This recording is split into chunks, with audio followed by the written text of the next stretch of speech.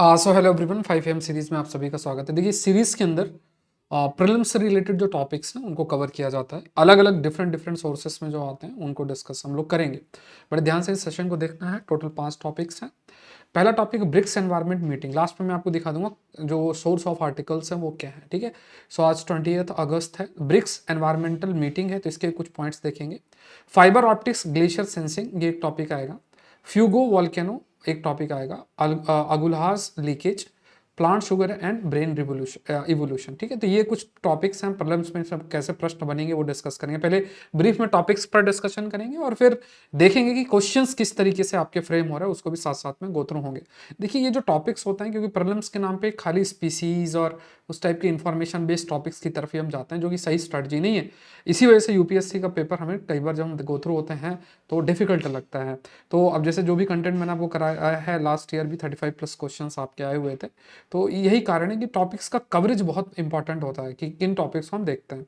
अब चलते हैं, देखते हैं। पहला टॉपिक है ब्रिक्स एनवायरमेंटल। ये एक टॉपिक आपका आया था और इसमें चार, मतलब ये मीटिंग आपकी हुई थी ब्रिक्स के एनवायरमेंट। ये न्यू दिल्ली के अंदर आपकी मीटिंग हुई थी। न्यू दिल्ली के अंदर 12th BRICS environment minister meeting आपकी न्यू दिल्ली के अंदर हुई थी। ब्रिक्स के अंदर कौन कौन से देश है? ब्राजील है, रशिया है, इंडिया है, चाइना है और साउथ अफ्रीका, और भी कई देश इंक्लूडेड रहते हैं इसमें। 4 कॉमेंडियम्स हैं, मतलब आप कह सकते हैं 4 मेजर इसमें एरियाज थे। एक तो सस्टेनेबल लाइफस्टाइल थी, इंटीग्रेटेड फायर मैनेजमेंट था, landscape based greening and ecosystem restorations था, और extended producer responsibility and circular economy पे था। सर्कुलर इकोनॉमी का मतलब होता है, कई मान लीजिए पेंसिल है, इस पेंसिल ये खराब हो गई, अब इसकी प्लास्टिक से हम जो है मतलब इस पेंसिल जब भी खराब हो गई तो इसकी प्लास्टिक को रीयूज कर सके, तो that becomes the part of circular economy, जहाँ वेस्ट से आप वेल्थ जनरेट करने हैं। तो ये एक पॉइंट आपको याद रखना है। फिर देखिए इसमें इंडिया ने, देखिए लाइफस्टाइल फॉर एनवायरनमेंट, जो इंडिया के प्राइम मिनिस्टर हैं, ऑनरेबल प्राइम मिनिस्टर, उन्होंने भी इस चीज़ को लाइफस्टाइल फॉर एनवायरनमेंट, शॉर्ट में हम लाइफ बोलते हैं, तो ये चीज़ ऑलरेडी हाईलाइट किया हुआ है। ठीक है। मतलब ये लाइफ टर्म आपको थोड़ा सा ध्यान में रखना है। उसके बाद देखिए और कई सारे, जैसे ये जो 4 कॉम्पेंडियम्स करके ना, ये जरूर से दिमाग में आपको रखना है। मतलब ये 4 फोकस एरिया है, इस पर है, इस पर फोकस आपका किया गया है। और इसमें मेनली जो है उसमें अलग अलग चीज़ें, जैसे अलग अलग जो ये कॉम्पेंडियम्स हैं उसमें कई चीज़ें शेयर की गई, जैसे कई जो प्रैक्टिसेस हैं, केस स्टडीज़ हैं, उनको शेयर आपका किया गया। तो ये ध्यान रखना है। इसमें देखिए जो ब्रिक्स है, ब्रिक्स में Brazil, Russia, India, China, south Africa है। इसको फर्दर एक्सटेंड भी किया गया है। इस पर आप लोग देख लीजिएगा ब्रिक्स में कौन कौन से देश आपके हैं। एक्सटेंडर प्रोड्यूसर रिस्पॉन्सिबिलिटी का मतलब जो कोई प्रोड्यूस करता है उसको भी ये रिस्पॉन्सिबिलिटी, मान लीजिए पेंसिल का प्रोड्यूसर है, इससे अगर अगर इससे प्लास्टिक प्रोड्यूस होती है तो उसको, प्लास्टिक को एनवायरनमेंट से कैसे जाने से बचाया जा सके, that is also the responsibility of the producer. ठीक है। क्वेश्चन देखिए, इट वॉज हेल्ड, ये 12th BRICS environment minister meeting के अंदर, it was held under India BRICS chairmanship in new Delhi. Its knowledge product included integrated fire management and extended producer responsibility.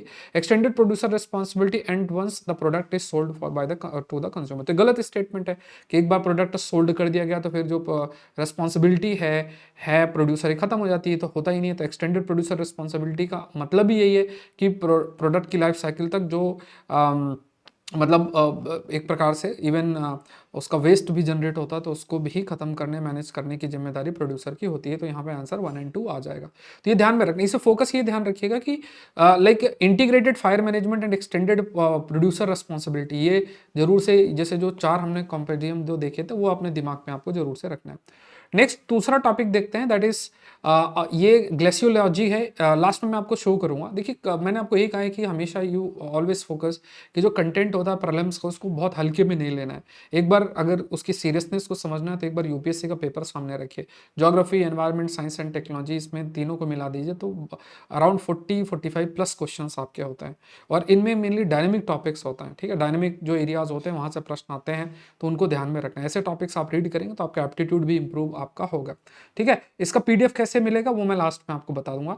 तो यहाँ पे देखिए एक स्टडी आई है कि जो फाइबर ऑप्टिकल केबल है placed on Switzerland Gorner glacier. तो एक पॉइंट आप याद रखिए कि गॉर्नर ग्लेशियर कहाँ लोकेटेड है। गॉर्नर ग्लेशियर, आजकल ग्लेशियर्स के नाम भी थोड़ा सा match the following term type पूछ सकते हैं। तो ये स्विट्जरलैंड के अंदर लोकेटेड है। गॉर्नर ग्लेशियर आप याद रखिए स्विट्जरलैंड के अंदर लोकेटेड है।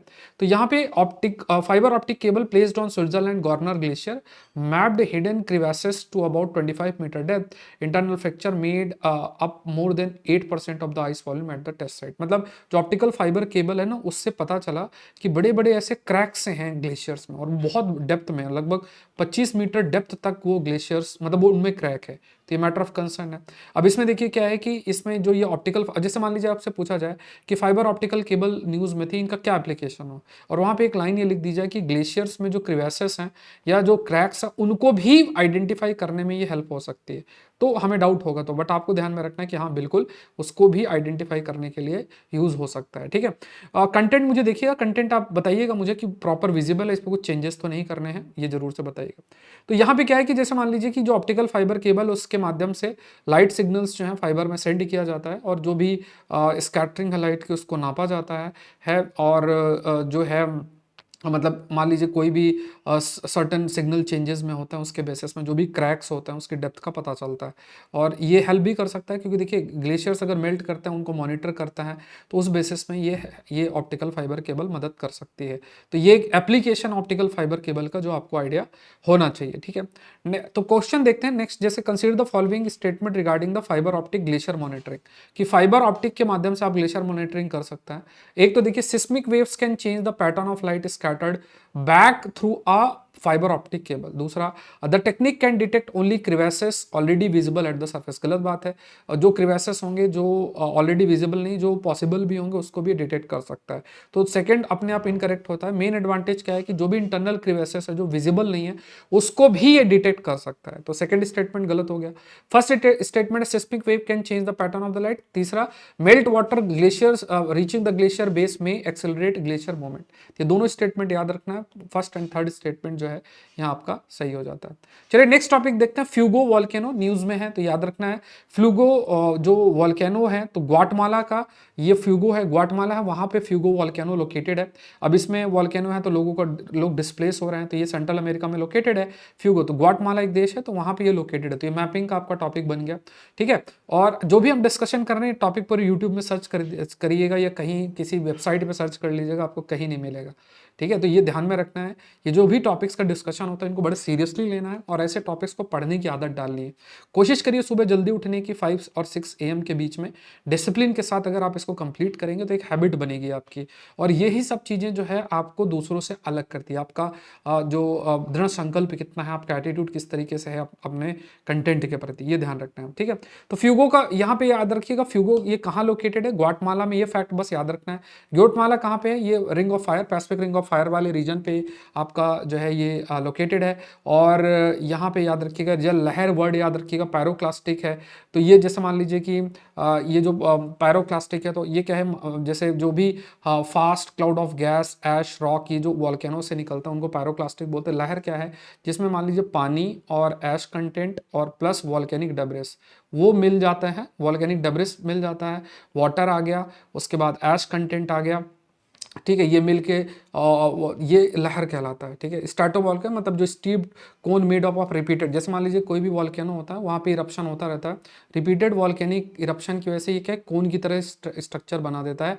तो उसी को हम स्ट्रैटो वॉल्केनो शब्द जो है उसके लिए इस्तेमाल करते हैं। तो steep cone made up of repeated, आप याद रखिए repeated lava and pyroclastic layers, ये वर्ड याद रखना, पायरोक्लास्टिक लेयर्स जो वर्ड है वो आपको याद रखना है। ठीक है, तो देखिए stratovolcanoes are generally built from alternating layer of lava and pyroclastic material. ठीक है, lahar can form only while fresh lava is emerging from the vent. गलत बात है, यहाँ पे आप याद रखना लहर जो है मतलब इज इनकरेक्ट बिकॉज रेनफॉल में जनरेट लहर। जैसे बारिश हुई, जैसे सिंपल सी आप बात देखिए, वॉल्केनिक ऐश है, गर्म ऐश है, बारिश हुई पानी के साथ मिलकर वो एक मड सा बन जाता है। ठीक है, और वो नीचे बह के तेजी से आता है और बहुत डेंजरस होता है। ठीक है, तो ये स्टेटमेंट गलत है कि सिर्फ ये फ्रेश लावा जो इमर्ज हो रहा है उसी से बनता है, ऐसा नहीं है। Guatemala volcanism is link to Cocos plate subduction beneath the Caribbean. ये फैक्ट आप याद रखिएगा कि एक कोकोस प्लेट होती है और वो सबडक्ट कर रही है कहाँ पे, कैरेबियन प्लेट में। कैरेबियन प्लेट में जैसे मान लीजिए कोकोस प्लेट है और कोकोस प्लेट बेसिकली जो है वो सबडक्ट कर रही है कहाँ पे, कैरिबियन प्लेट में वो सबडक्ट कर रही है। तो ये फैक्ट आप याद रखिएगा, इसका सबडक्शन हो रहा है। तो ये इसी से जुड़ा हुआ वॉल्केनिज्म है। तो स्टेटमेंट आपका फर्स्ट एंड 3 स्टेटमेंट जो है वो आपका सही हो गया, ठीक है। सेकंड आपका गलत हो गया, तो ये फैक्ट याद रखना है। नेक्स्ट देखते हैं, एक टॉपिक और आता है, दैट इज अगुलहाज लीकेज। देखिए ज्योग्राफी के कंटेक्स्ट में ये सब चीज़ें थोड़ा सा दिमाग में रखना है, मेंस में भी ये जो आर्गुमेंट्स है बहुत आपका हेल्प करेगा, ठीक है। अच्छा, इसका पीडीएफ मैं आपको थोड़ा सा हाईलाइट कर देता हूँ। इसका पीडीएफ के लिए एक लिंक नीचे दे रखा है। देखिए ये थोड़ा सा याद रखिएगा, ब्रीफ में मैं थोड़ा सा आपको बता देता हूँ कि यहाँ पे देखिए मैगजीन आपको दी जाती है। आपकी मैगजीन होती है जून जुलाई की, तो इसमें पूरा कंटेंट आपको दिया जाता है, ठीक है।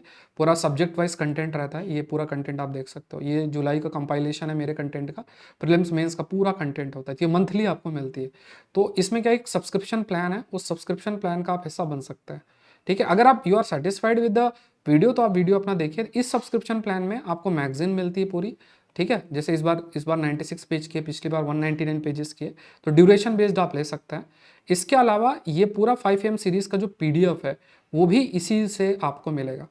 वीडियो फ्री है, बट क्योंकि ये सेशन कंटिन्यू रहे, क्योंकि लास्ट में वही थोड़े बहुत लोग ही जो है 200, 250, 300, 400 लोग सीरियसली देखते हैं, तो ये कंटिन्यू रहे सीरीज़ की सीरीज़, तो आप इसका हिस्सा बन सकते हैं। इस पीडीएफ जो भी 5am सीरीज़ का है वो आपको मिलेगा। उसके बाद ये मैगजीन का जो आपका पीडीएफ पूरा होता है, ई बुक, वो मिलेगा। प्लस आंसर राइटिंग का भी एक बुकलेट मिलता है, जो क्वेश्चंस होते हैं वो भी, एमसीक्यूज भी मिलता है। तो ये सब कुछ मंथली आपको मिलता है। तो अगर आप इन सबको एक साथ करके अपना कंप्लीट कर लेंगे तो लास्ट में जाके आपको सो कॉल्ड बेनिफिट होगा कि आप सारी चीज़ें आप रिवाइज भी कर लिए, सारा कंटेंट अच्छा वेल अरेंज नोट्स हैं उसको आप गो थ्रू हो सकते हैं। वीडियो लेक्चर आपको बाकायदा मिल ही रहा है। तो नीचे लिंक दे रखा है, तो आप सौरभ पांडे सीएसई आप डाउनलोड कर सकते हैं और वहाँ से कर सकते हैं। तो लेट्स प्रोसीड फर्दर, इसका डिस्कशन आगे बढ़ाते हैं। तो यहाँ पे अगुलहाज की अगर बात किया जाए तो यहाँ पे यहाँ पे अगुलहाज लीकेज की हम बात कर रहे हैं। तो ये अफ्रीका है और ये आपकी करंट है जिसे हम अगुलहा बोलते हैं, ओशियनिक करंट है, अगुलहाज जिसे हम बोलते हैं। और इस पर स्टडी हुई है। अगुलहा करंट जो है ये अपने साथ इट कैरीज वार्म सलाइन, ये वर्ड याद रखिएगा, warm saline Indian Ocean water south along the south east Africa. मतलब अगुलहास करंट क्या है, ये पानी, गर्म पानी, सलाइन इंडियन ओशन वाटर जो है वो साउथ ईस्ट अफ्रीका की तरफ, नीचे की तरफ लेके जाता है। फिर मोस्ट वाटर जो है they turn east as Agulhas return current, ठीक है। ज़्यादातर पानी क्या है, इट इज़ बेसिकली कि आप कह सकते हो ईस्ट की तरफ रिटर्न, ऐसे इस तरीके से जाता है। और कुछ पानी है ना, तो ये पानी कहाँ है, लीकेज का क्यों हम कहते हैं, ये पानी इधर की जगह इधर जा रहा है, इसी के लिए वर्ड हम लीकेज यूज़ कर रहे हैं। तो ये अफ्रीका है और यहाँ से आपका अगुलहास का ये पूरा का पूरा लीकेज हो रहा है। और अगुलहास जो है वो इस तरीके से प्रोसीड कर रहा है, ये अगुलहास है आपका, ठीक है। तो ये ध्यान रखना है। तो रिंग्स, तो यहाँ पे escaping west from Agulhas leakage into the Atlantic. तो ये लीकेज है, मतलब पानी को ऐसे जाना चाहिए, पानी इस तरीके से ऐसे मूव कर रहा है, इसलिए लीकेज वर्ड जो है कहा गया है। ये स्टडी आपकी की गई है, ठीक है। तो यहाँ पे एक आपका अगुलहाज प्लेटू करके है जो कि नियर साउथ अफ्रीका है, इस वजह से इस करंट का नाम अगुलहाज आपका रखा गया है, ठीक है। तो इंडियन ओशियन में अगुलहा करंट है और यहाँ पे रेट्रोफ्लेक्शन देखने को मिल रहा है। मतलब ये जैसे मान लीजिए ना कि ये पानी ऐसे की जगह इस तरीके से मूव कर रहा है थोड़ा थोड़ा, तो ये है, ठीक है। ये कंसर्न भी है। और मतलब यहाँ पे जैसे रेट्रोफ्लेक्शन का मतलब होता है current sharply turn back on itself, मतलब जैसे करंट है वो अपना बैक जैसे ऐसे मूव करना, ऐसे मूव कर रही है, तो रेट्रोफ्लेक्शन शब्द हम इस्तेमाल इसमें करेंगे, ठीक है। ये आपको याद रखना है। एक डिनोसाइट्स वर्ड यूज होता है जो कि आपका रेस्टिंग स्टेज ऑफ डिनोफ्लैगलेट प्लैंक्टन्स, एक प्रकार से जो प्लैंक्टन्स होते हैं, छोटे छोटे प्लांट्स होते हैं, जू प्लैंक्टन्स, फाइटो प्लैंक्टन्स जिसे हम कहते हैं, छोटे ऑर्गेनिजम्स होते हैं, उसे जू प्लैंक्टन्स बोलता है, ठीक है। तो ये जो रेस्टिंग स्टेज है, मतलब एकदम फिक्स्ड स्टेज रहती है, तो ध्यान में रखना है। सो लीकेज जो है वो कहाँ ऑकर करता है, south of Cape of Good Hope में देखने को मिलता है, ठीक है। तो यहाँ पे आप देखेंगे Cape of Good Hope Africa के, साउथ अफ्रीका के नीचे है और वहाँ पे लीकेज जो है वो ऑब्जर्व किया जाता है। थोड़ा सा टेक्निकल है, थोड़ा सा ध्यान में रखना है। तो यहाँ पे बेस्ड ऑन दीज डायनोसाइट सिस्ट जो है ये कंक्लूड आपका किया गया। तो अगुलहाज लीकेज के बारे में देखिएगा, it transfer warm saline Indian Ocean water into the Atlantic around the South Africa. इसके बाद लिखा है a northward shift of the subtropical front necessarily widen the leakage pathway, late Pliocene evidence indicate that Atlantic overturning could remain strong by leakage weakened. तो ये देखिए थोड़ा सा technical point है, बट आप याद रखिएगा कि ये बिल्कुल सही बात है कि transfer warm saline Indian Ocean water जो है अटलांटिक ओशन में ये ट्रांसफर हो रहा है, क्योंकि देखिए यहाँ से जो ये पानी है ये जाना कहाँ चाहिए था, ये जाना चाहिए था इंडियन ओशन में, तो ये कहाँ जा रहा है, अटलांटिक में नीचे से जा रहा है। तो गर्म पानी ऐसे ट्रांसफर हो रहा है, ऐसे, ठीक है। ये लाइन आपकी लिखिए, यहाँ पे अफ्रीका और यहाँ पे आपका अटलांटिक ओशन लोकेटेड है। तो ये ध्यान रखना है। तो एक तो ये पहला सही हो गया। दूसरा देखिए कहा गया कि यहाँ पे सेकंड इनकरेक्ट है बिकॉज अ साउथवर्ड, मतलब ये मूवमेंट साउथवर्ड है, नीचे की तरफ मूवमेंट है ना कि नॉर्थवर्ड है, तो ये गलत हो गया। ठीक है, उसके बाद Atlantic overturning could remain strong by leakage weakened. तो ये मतलब एक सर्टेन पीरियड ऑफ, ये फैक्चुअल याद रखिएगा कि ये जो अटलांटिक ओवरटर्निंग है, जैसे हम कल के लेक्चर में एमओसी के बारे में हमने डिस्कस किया था, अटलांटिक मेरिडियन ओशन सर्कुलेशन है, तो वो आपका लाइक अटलांटिक ओवरटर्निंग ये स्ट्रांग रहा, लीकेज जो है वो वीकेंड हुआ था, इस टाइम पीरियड में एक चीज़ कही गई थी। तो ये स्टेटमेंट सही, तो फर्स्ट और तीसरा स्टेटमेंट आपका सही है। नेक्स्ट देखते हैं, एक टॉपिक और आता है, that is the plant sugar and the expanding human brain.